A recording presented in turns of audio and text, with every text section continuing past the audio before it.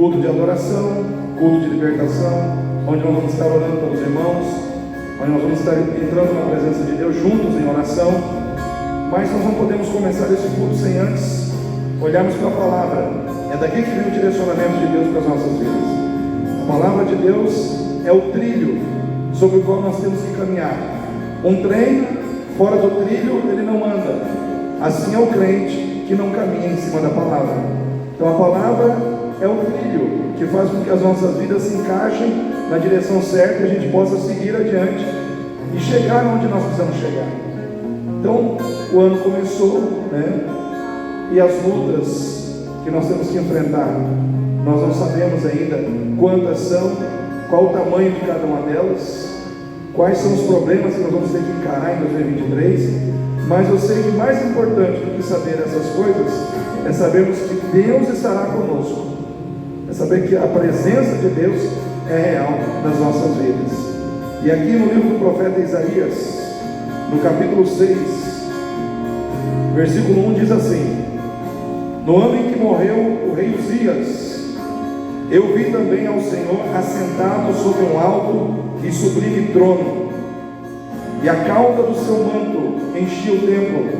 Serafins estavam por cima dele, cada um tinha 6 asas, com 2 cobriam os rostos, e com 2 cobriam os pés, e com 2 voavam, e clamavam uns aos outros, dizendo: Santo, Santo, Santo é o Senhor dos exércitos, toda a terra está cheia da sua glória.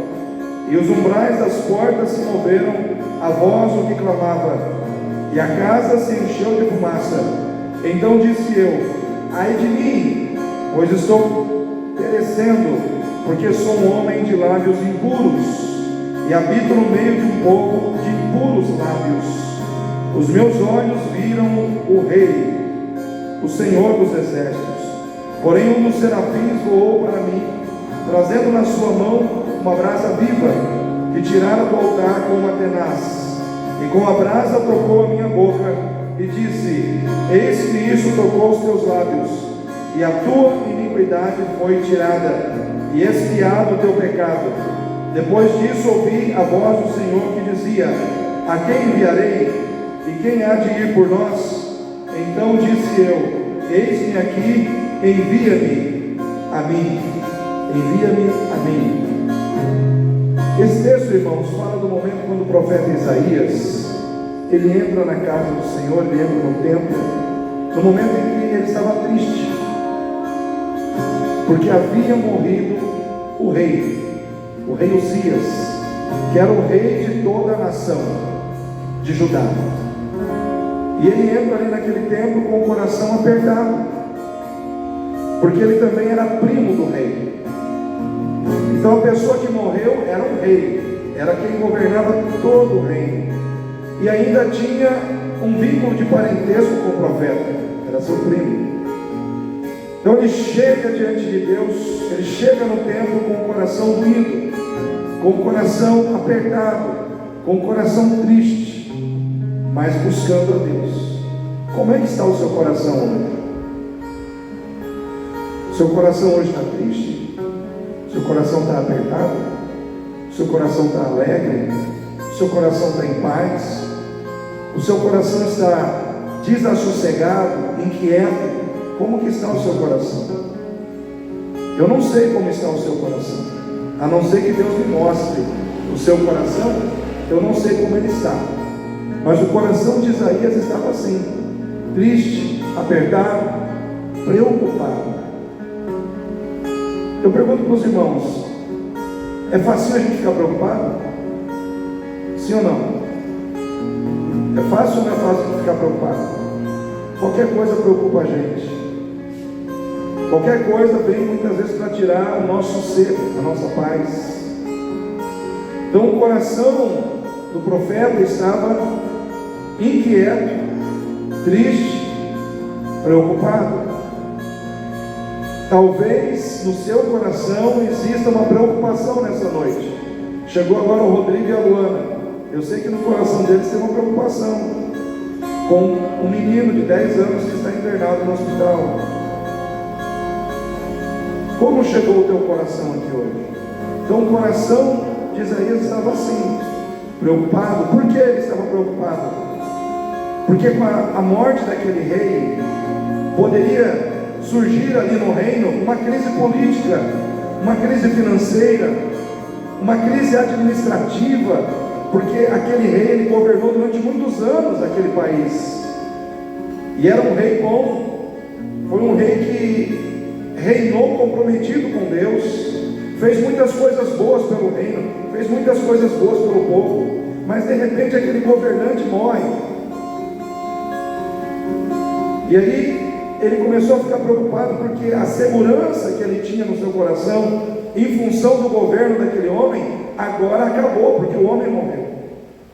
Só que naquele momento, quando ele vai buscar a Deus, ele entra no templo, ele vê o Senhor assentado sobre um trono. Ou seja, o Senhor estava mostrando para ele, na sua angústia, porque o Senhor conhece a nossa angústia, o Senhor conhece a angústia do teu coração, o Senhor sabe como falar com você de maneira a aplacar a tua preocupação, a tirar do seu coração a sua angústia, porque ele estava preocupado em função de alguém que estava no trono do governo de Israel ou de Judá e não estava mais. Só que naquele momento Deus mostra para ele que quem estava no trono era o Senhor. Por que, irmãos? Porque homens passam, homens eles sentam no trono e saem do trono, porque eles passam.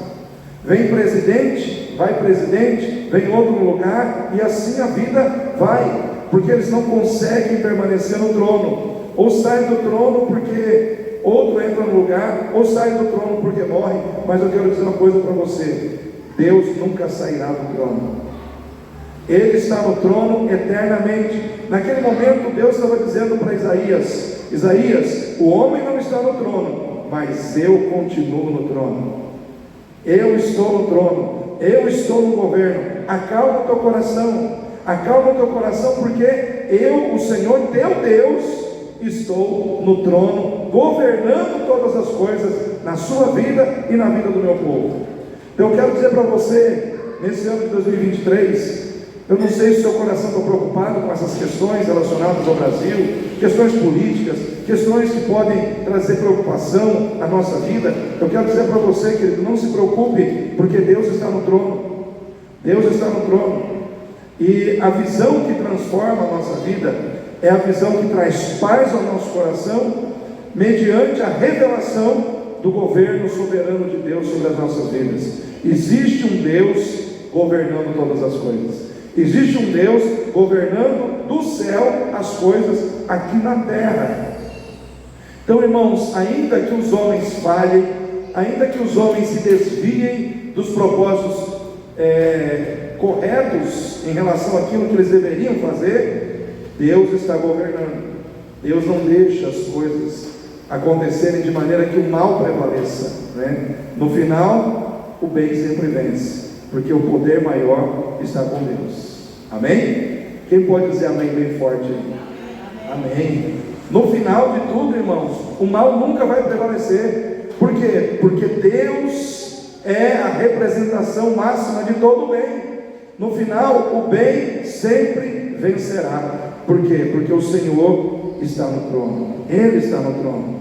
Então nessa noite, eu quero que você comece esse culto tendo essa visão, a visão que Isaías teve, de que existe um Deus que está no trono. Ele está no trono, Ele está governando, Ele está reinando sobre todas as coisas. E eu pergunto para os irmãos nessa noite: com Deus no trono, dá para vencer? Dá para vencer, irmãos? É o Senhor que está no trono, é Ele que está no trono. Com Ele dá para vencer, com Ele dá para caminhar, com Ele dá para enfrentar os problemas, com Ele no trono. Irmãos, acalma o teu coração, vai dar para vencer, vai dar para enfrentar problemas, porque Ele está no trono. Quando você estiver enfrentando situações que estão além das suas forças, lembre de que Ele está no trono, e fala com quem está no trono. Fala com quem está no trono. Quem está no trono é o Senhor. Se Isaías tivesse entrado no templo e ele tivesse visto no trono o diabo, era diferente. Imagina se ele entra no templo e vê o diabo no trono, chifrudo, garfo na mão, aí a coisa ficaria séria. Mas não foi isso que ele viu. Ele viu o Senhor no trono. Deus está no trono. Não é o diabo. Não são os problemas que estão no trono. Não é o diabo que está no trono. Não são as circunstâncias que estão no trono. Deus, o Senhor dos exércitos, está no trono. Então nessa noite, a primeira visão que você tem que ter é a visão que traz paz ao seu coração, por causa do governo soberano de Deus que está no trono. A segunda visão que você deve ter nessa noite, com base na visão de Isaías, é a visão do abandono do pecado em função da santidade de Deus. Diz a palavra de Deus que Isaías, ele teve a visão da glória de Deus, e ele viu o trono de Deus, e o Senhor assentado no trono, e o manto do Senhor enchendo o templo. E ele viu em torno do trono serafins. O que são serafins? Seres angelicais. Então tem serafins, querubins, arcanjos, anjos. O serafim é uma categoria angelical de anjos que louvam a Deus. E esses serafins, eles tinham 6 asas, 3 asas de cada lado. A Bíblia diz que com 2 asas eles tampavam os olhos, porque eles não podiam olhar para a glória de Deus. Olha só, tão grande era a glória de Deus, que nem os serafins podiam contemplar o Senhor. Eles tinham que colocar as asas nos olhos, fechar os olhos. Com 2 asas eles cobriam os pés, e com 2 eles voavam. Ou seja, eles voavam de olhos fechados e de pés cobertos, diante da presença de Deus. Só que eles declaravam: Santo, Santo, Santo é o Senhor. Eles exaltaram a santidade de Deus, mostrando que o Senhor é santo, mostrando que o Senhor, Ele não se agrada daquilo que é pecaminoso, daquilo que é impuro. Eu fico pensando e imaginando que a declaração daqueles seres celestiais entrou no coração de Isaías, e a santidade de Deus impactou o coração de Isaías, e ele começou a olhar para dentro da sua vida, e ele começou a perceber que ele era um homem de lábios impuros. Ou seja, ele percebeu que da boca dele saíam palavras que muitas vezes não convinham ser ditas, eram palavras impuras. O que são palavras impuras? São palavras que muitas vezes não agradam ao coração de Deus. Xingamento, por exemplo, é uma palavra impura, irmãos? Xingar é de Deus ou do diabo? Então a gente não pode xingar, não é verdade? Palavrão, falar palavrão é de Deus ou do diabo, irmãos? Vai pegando aí. Então, se é do diabo e não é de Deus, para que eu vou falar? Né? Para que eu vou falar? E assim vai, irmãos, xingamentos, palavrões, né? E outras coisas que muitas vezes nós falamos. E falamos. Por quê? Porque somos humanos, porque às vezes no calor da situação, no nervosismo, a gente fala o que não deve, ou no envolvimento do ambiente onde a gente está, a gente acaba falando o que não deve. E naquele momento Isaías, ele olha para a sua vida e ele diz: eu me arrependo, eu sou um homem de lábios impuros e habito no meio de um povo de impuros lábios. O relacionamento com Deus deve trazer mudança na nossa vida. Vou repetir: o relacionamento com Deus deve nos mudar de dentro para fora. O que não pode é eu dizer que eu sirvo a Deus e não mudo, que conheço a Deus e não deixo a minha vida ser mudada por Deus, não deixo Deus mexer na minha vida, não deixo Deus mexer no meu comportamento, nas minhas atitudes que muitas vezes são erradas. A vida com Deus tem que trazer mudança. mudança de comportamento, mudança de atitude, mudança de pensamento. A vida com Deus deve também nos trazer libertação. Quantas pessoas eu já ouvi testemunho que entraram na igreja fumando, bebendo, com droga, e hoje não vivem mais assim. Por quê? Porque Deus tem poder para libertar as pessoas. O Senhor é libertador, e Ele liberta as nossas vidas de tudo aquilo que é pecaminoso, de tudo aquilo que nos fere, de tudo aquilo que nos maltrata. Mas a terceira visão que esse texto nos traz é a visão da humildade, que faz com que a gente veja que a gente não é melhor que os outros. Ninguém aqui é melhor do que os outros. Eu não sou melhor do que os irmãos porque estou pregando. Amém, igreja? Eu só estou pregando. Mas em valor diante de Deus, a minha vida tem o mesmo valor que a sua. Nós somos iguais, apenas com funções diferentes. A minha missão, o meu chamado é diferente do seu, mas nós somos iguais. Então eu não posso dizer, eu sou melhor do que a irmã Ana, ou sou melhor do que a Diva. Eu não posso. Nós somos iguais. Então quando Isaías ele diz, eu sou um homem de lábios impuros, que habito no meio de um povo de impuros lábios, ele reconheceu que ele estava igual com seus irmãos. Se a gente quer realmente ter uma visão que mude a nossa vida, a gente tem que trazer para dentro de nós a visão da humildade, que nos leva a ver que nós somos iguais aos demais. Quando a gente começa a olhar as pessoas com humildade, a gente não pisa em ninguém. Sim ou não, irmãos? A gente não humilha ninguém, a gente não ofende ninguém. Por quê? Porque a gente sempre está olhando para o outro como um igual. Essa pessoa é igual a mim.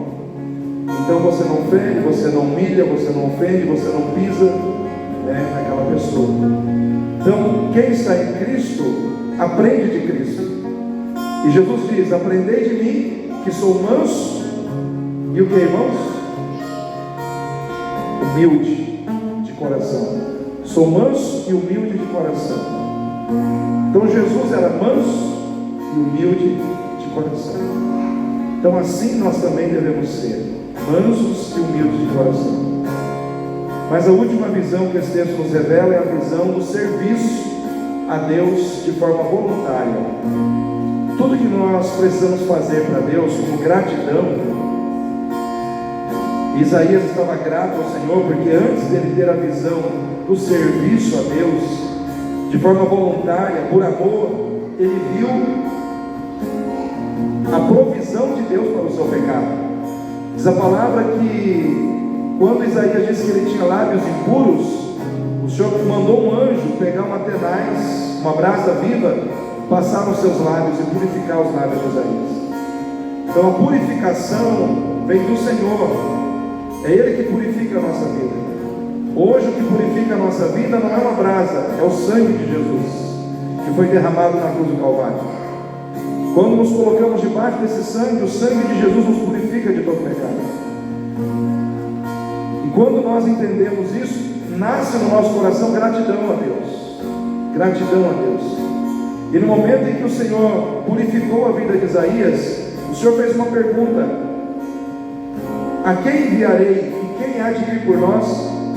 Isaías disse: eis-me aqui, envia-me a mim. Naquele momento Isaías disse: eu estou aqui para servir ao Senhor. Eu estou aqui, eu vou servir a Deus. Então, servir a Deus deve ser algo prazeroso. Amém, irmãos? Servir a Deus deve ser algo que Deus não precisa ficar exigindo da gente. Deve ser algo que a gente faz espontaneamente. Vai ter culto hoje, eu vou estar lá. Vai ter reunião de oração, eu vou estar lá. Vai ter escola bíblica, eu vou estar lá. Ou seja, com alegria fazer a vontade de Deus. Vai ter evangelismo, eu vou estar lá. Evangelizando, proclamando o Evangelho. A gente tem que fazer de coração e voluntariamente. É isso que Deus espera de nós. Então coloque essa visão, pegue essa visão e traga para dentro do seu coração. Coloque essa visão de Deus na sua vida, essa visão que impactou a vida de Isaías, tem que impactar a sua vida hoje também. Quero que você fique em pé, para que nós oremos e louvemos ao Senhor. Pedir para o Davi me ajudar aqui na organização das coisas. Querido Deus e Pai, em nome do Senhor Jesus, louvado e engrandecido seja o teu nome neste lugar. Vem agora, Senhor Deus, ó Pai, encher esta casa com a tua presença. Vem agora encher este lugar com a tua unção, com o teu poder. Quebra as cadeias, quebra os embaraços, quebra, Senhor Deus, ó Pai, toda a ação do inimigo no nosso meio. Repreenda, meu Pai, a ação de Satanás na vida do teu povo aqui, Senhor. Dá vitória à tua igreja, dá vitória ao teu povo, Senhor. Ó Deus, a tua palavra diz que aquilo que é impossível aos homens é possível ao Senhor, aleluia. Em nome de Jesus, Pai, toma nas tuas mãos agora, ó Deus, cada coração, cada pessoa, cada vida que aqui está na tua presença, em nome de Jesus, em nome de Jesus. Senhor, toca com tua mão de poder, ó Deus, na vida do teu povo. Ó Deus, eu não conheço a realidade de vida dessas pessoas, mas eu sei que o Senhor conhece. Visita cada um agora, Pai. Põe a tua mão de poder sobre cada um dos teus filhos. Libera a tua unção, seja uma unção de cura, seja unção de libertação, seja unção de avivamento. Vai liberando nesta noite, vai trazendo, meu Pai, a bênção do Senhor sobre o teu povo neste lugar, aleluia. Nós nos levantamos em Cristo nesta noite para repreender as forças do mal, para repreender as forças de Satanás. Ó Deus, negou e andará cheia neste lugar, aleluia. Que o poder do teu Espírito Santo se movimente neste lugar nesta noite. Que a tua glória desça sobre as nossas vidas aqui, Pai. Que o teu nome seja glorificado neste lugar, aleluia. Em nome de Jesus, em nome de Jesus. Vai tocando vidas, vai tocando corações agora. Vai tirando toda a incredulidade, vai tirando toda a incredulidade, vai tirando toda a dúvida, vai tirando agora, vai toda a frieza espiritual, vai tirando agora, em nome de Jesus. Andai, em nome de Jesus, Senhor da glória, passeia no nosso meio, passeia no meio da tua igreja, renova as forças daqueles que não têm nenhum vigor, dá vitória àqueles que precisam de vitória, dá cura àqueles que precisam da tua cura, esta noite, em nome de Jesus, aleluia, em nome de Jesus, ó Deus, derrama poder, derrama unção sobre o teu povo aqui, Pai, em nome de Jesus, aleluia.